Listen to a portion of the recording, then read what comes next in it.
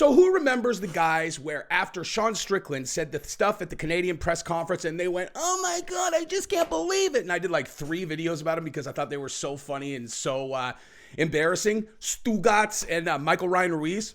So I came up here to do a video about Dana White storming off of the Howie Mandel set because everybody's talking about it. I actually covered it on my other channel, Jesse on Fire After Hours, but you know, I rarely post, not rarely, but I don't post there as often, so not very many people saw it. So I'm like, I'm just going to do it all over again on this channel. And I come on, and as I'm just looking up the thing, I go, oh my God, these same guys covered the Dana White Howie Mandel thing. Let me see what they did. And then I saw in the description, it was like, Dana storms off to avoid accountability. I was like, thank you, God. And so what we're going to do with this video is, instead of me talking about the Howie Mandel thing, well, I will talk about Dana storming off Howie Mandel, but then we're going to watch these guys talk about it. And I'm going to react to it because I have a feeling you're going to like that a lot more than me just telling you that obviously it was staged and fake. Obviously, okay? But I'll talk about that in a second. But before we do, go ahead and subscribe to the channel if you haven't yet. I love you guys for coming here and hanging out. If it's your first time here, I guess, what's the right way to put this? If you don't like people talking about censoring people like Sean Strickland, if you're like a person who's all, you think censorship's good, and you're one of those people that's like, no, I don't think censorship's good, dude. Don't put words in my mouth. Sean Strickland should be able to say whatever he wants. I agree with Dana. This is your spot. You are going to find a lot of alignment here, and that's what it is. You know where else you're going to find alignment aside from just subscribing and liking this video? Sheath Underwear. Sheath Underwear is the most culturally aligned company that you will ever find, and if you have never tried Sheath Underwear, I promise you, go to sheathunderwear.com and use the promo code FIRE. You'll get a huge discount. You will try the underwear, and you'll also be entered into a contest to win a pair of Jordans this month. All you have to do is do exactly what I said, sheathunderwear.com.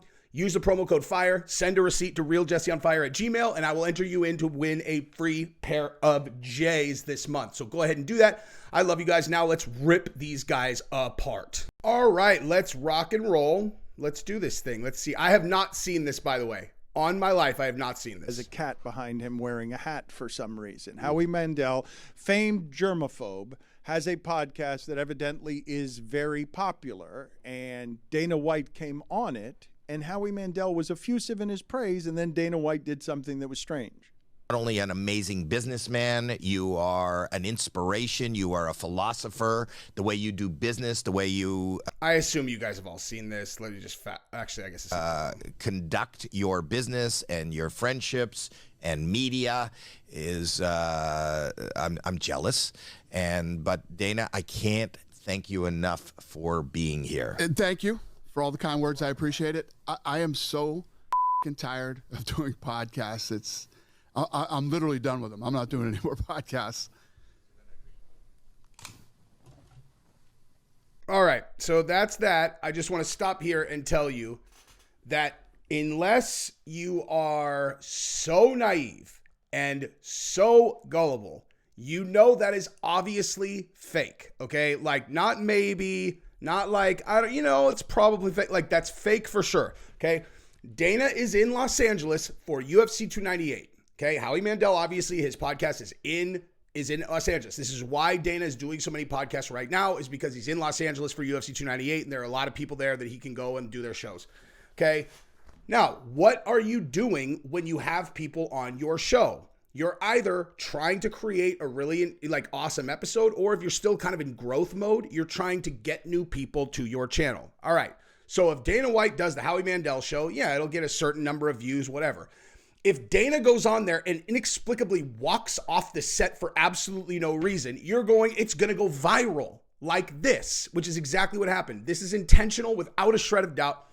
Dana is a lot of things. Unprofessional and unreliable is not one of them. This is what someone who is, if it was real, this is someone who is completely unreliable, selfish would do. You really think Dana's gonna take this time that Howie Mandel, he's a big deal. Howie Mandel is a big deal.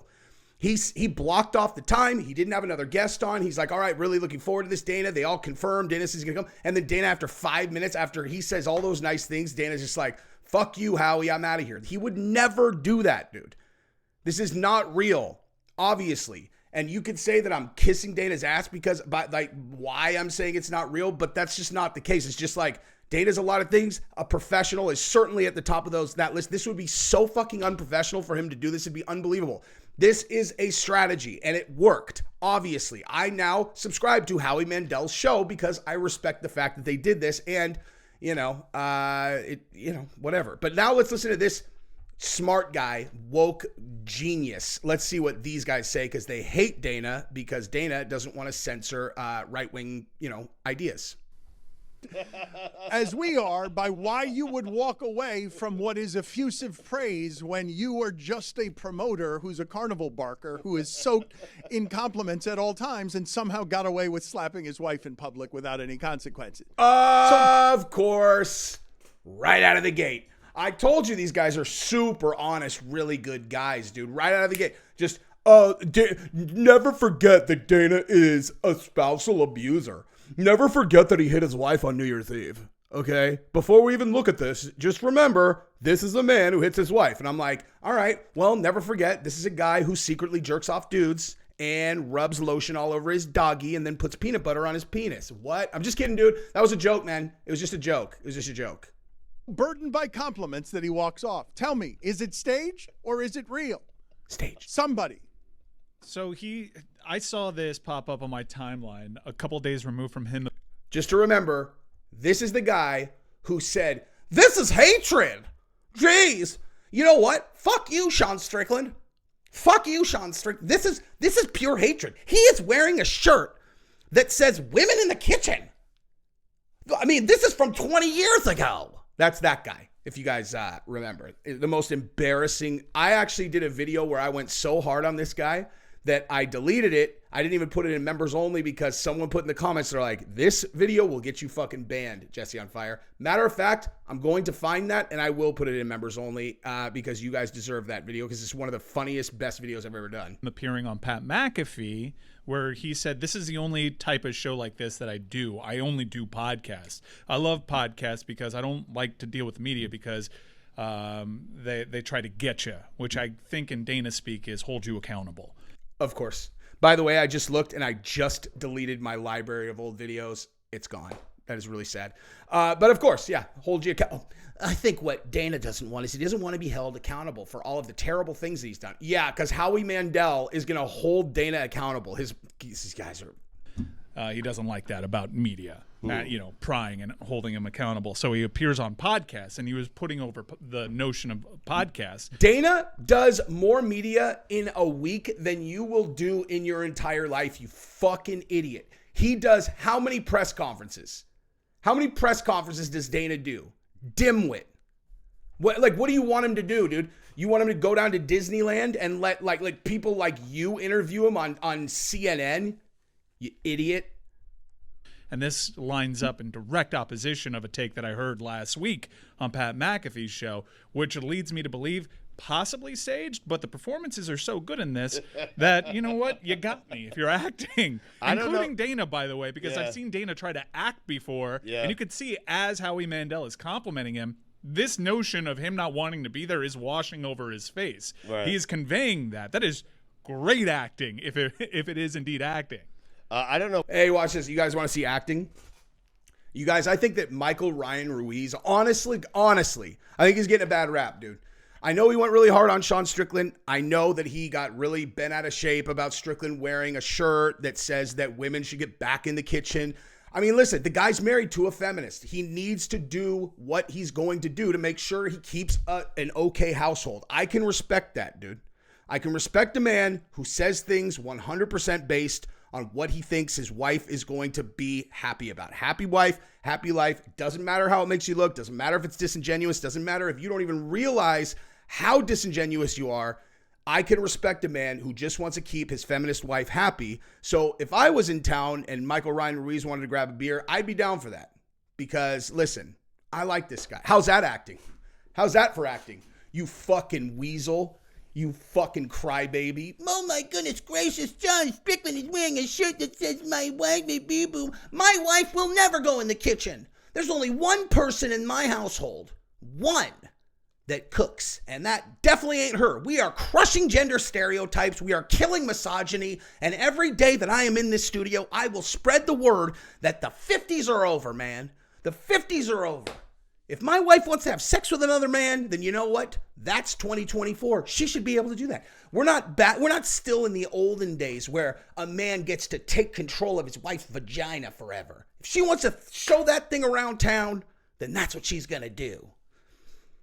Pussy.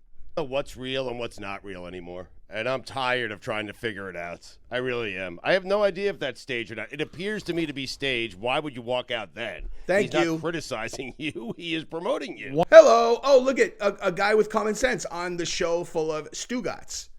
One of the best television shows I have seen recently, it's on what used to be Showtime. It's The Curse. And Christopher Nolan has says it's unlike any television he's ever seen before. And he's right. It's all awkward. And it's wonderfully awkward. And it's funny awkward. Can you guys play that for me again, just so that we Hold up. Hang on. Let me go get changed and... What is that? That's nothing. This is... You don't need to see this. Credit where credit's due. That show looks very good, dude. Very, very good. See, I can be an honest person. I don't need to go like, he recommended this show because he hit his wife on New Year's Eve, you weasel. Let's continue with this stupidness. get the last 10 seconds, because the last 10 seconds of awkward visually is where the gold is. Because oh my God, it's not real, dude. Why are we doing this? Let's go back to look. Okay, I can't watch this anymore. These guys are idiots. If this is a fake. What level of power and privilege have you arrived at when someone is calling you an inspiration, a philosopher? They're jealous of you. They love you as a businessman, as a friend, and it makes you... we're just gonna pretend this is real. We're just going to do this. We're just going to pretend this is real. You guys are in media. You know there's no chance it's real. You, guy, know there's no chance it's real. If you think that there is a chance that that's real, you're so stupid that the fact that you have a television show or whatever this is that I'm watching is an embarrassment to all of media. It's fake, obviously. Anyone in your seat that is actually doing this, like, how could Dana walk out after such an incredible introduction, is either dishonest or just reveals that you have had a lobotomy and are somehow still able to speak. I can't stand these guys, man. But let's continue. This is fun. This is actually really fun for me. You storm off. If you feel like it's disingenuous, which I don't think it is from Howie. If you've had a week, I don't know when he recorded this. It could have been Super Bowl week in Las Vegas, and he's just genuinely tired of doing anything. Tired of overwhelming praise. I would maintain that there's no greater feeling in sports, all sports, than when you are playing foosball and you got an open shot at the goal and you spin. You do the full-on spin. It's kind of like the equivalent of like a forehand slam. Feels so, and then it just goes rockets across the table. Oh, it's been too long. Done that, Dan? What? I do love the foosball. Where did that whipping come it as from? fast as you can. Right? Yes. When you got a straight shot, when you see that opening and you just go whoosh. But I'm also someone who misses a lot with that, and so it's like the golfer who misses with this swing that. Where on earth did that come from? Did I miss something? No, I didn't. I didn't like. That is just weird, dude. Where the hell? Okay, hang on. Okay, so as I've looked, I'm pretty sure that they have some kind of edit. And now I think that just with no warning, now we're talking about the Kansas City, bang bang. I think. I didn't want to let her talk too much and then you guys not see my reaction, since obviously that's the most entertaining part of anything, right? But let's just see if I don't know. Maybe I missed something. That was the note from the shooting and okay. all the everything that happened around it that really took my breath away. Is I saw a report, it was from Albert Beer, about how the players were comforting the kids, and he was saying they were great, and he was complimenting that, and it's that you want to praise them and it's wonderful, but oh my God, right? Just the revelation, just thinking about the kids being there, having to see it now the rest of their life, who knows how old they are, but having that trauma and carrying it with you. And obviously so many instances of that. You asked me how I navigate. I always wonder what is this girl doing on their show? She is way too smart to be on their show. Maybe she's why this guy, Michael Ryan Ruiz, is always just talking. And so, this is from 30 years ago. It's like, dude, you're not actually impressing her. You realize that, right? Like, if you want to impress a smart girl like this, who may or may not be a feminist, who has ideas that I don't necessarily agree with, I'm not going to argue with her. We're going to have a sharing of ideas where we talk about those issues, and I present a counter argument in the event that we don't agree, you know? So I promise you, if you're just playing the role of male feminist, they don't respect you, dude. They don't actually respect you. They might pretend like they respect you, but they don't. This is a smart person, okay? This is a smart person. She'll smile. She won't be angry if you don't disagree with her. This is a person who wants original thoughts, okay? Not, the shirt says, get back in the kitchen. That's hatred. That's hatred. Let's listen to this smart girl a little bit more, though. Is worth saying and what is worth commenting on, because it not only feels futile, and I think a lot of us wrestle with that as public figures or just people, but it feels so repetitive and redundant to just keep saying it's the guns, it's the guns, it's the guns. Although some people won't even say that, won't use the word guns. We see all these statements that don't reference guns. That is repetitive and stupid and futile. It's America, dude. It's America. America. You want to talk about who can get them, and if it's an applicable, you know, like in this case, the person who did it because he was able to get it because of this thing, because we used to have this, people proposed this exact regulation, which was rejected, and thus this guy got one, and then bang, bang, bang, then it's like, oh, okay, we're having an actual intelligent conversation, right? Like, as an example, if it was like, well, you know, this guy was considered to be, you know, he had been reported mentally ill or whatever. And in this state, you're not allowed to block even a person who's been reported as mentally ill from getting it. And you go, okay, listen, you understand that if a person is actually mentally ill, that no one, like, you think I would oppose blocking people who have some kind of violent tendency and are mentally ill? The question that we would have is just who determines who's mentally ill. That's all. We're not even disagreeing with you. It's just like, okay, but just think about it. Why don't you just think about it like we do, which is we don't trust the people who are going to enforce this at all. Like, we just think of what you put in place and how would our arch enemies implement that to do the worst possible scenario. So if it's like, oh, all you have to do is just say they're mentally ill. And then so we're like, all right, so how do I know that someone's not going to just say I'm mentally ill? And she's like, well, you are mentally ill. And I would be like, touche, well played. That's funny. You're smart. You know, Michael Ryan Ruiz to be like, it's the guns. It's the guns. When are they going to do something? When are they going to do something? When will they think of the children? The fuck up, Michael Ryan Ruiz. Anyway, so I assume she's going to keep talking about this, and I've probably said enough. So I love you guys.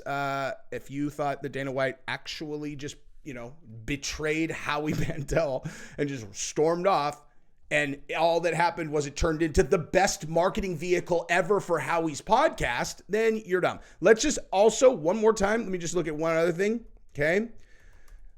Oh, dude, Howie Mandel, he doesn't need promotions. He has 213,000 subscribers, okay? 213,000 subscribers. Good for him. Guess what, dude? You know who, oops. You know, like, watch this. I went to an attorney and they're like, Jesse on Fire has 143,000. If Howie Mandel is within 70,000 subscribers of Jesse on Fire, I promise you he doesn't think of his podcast as a success yet, okay? I started from scratch April of 2020, from zero, from not one person, Jesse on Fire. People, oh, dude, your channel, that's not true. Look, man, you look it up and your channel's like 16 years old. I had a channel 16 years ago that was associated with my email address. I started Jesse on Fire in 2020. I actually had 111 subscribers when I started in April of 2020. Okay. So starting from there and getting to 143,000. If Howie Mandel is only 70,000 more, believe me, he is not considering his thing a success. He is looking for reasons or ways that he can grow the podcast. This, Matter of fact, I'll whatever. I'm not going to do all this, but if you look on Social Blade, I guarantee you that he gained a fuckload of subscribers in the last 3 days. So actually, let's just do that real quick. Let's just do it. Social Blade. I never go on this site, but Howie Mandel. What was it? Oops. Hold on. Let's go. Howie Mandel does stuff. Okay. Oops. So let's see. All right. So, yeah. So he gained 11. Oh, wait, never mind. That was okay. So he gained 3,000 subscribers, 2,000, 3,000, 2,000. Yeah, he's gaining thousands of subscribers every single day. So he did very well. Let's look at mine, dude. Let's look at Jesse on Fires just for fun since we're here. You know, actually, I changed my mind. This video is already 20 plus minutes, so we're just going to wrap this up. I love you guys very much. Subscribe to the channel, ring the bell, tell your friends.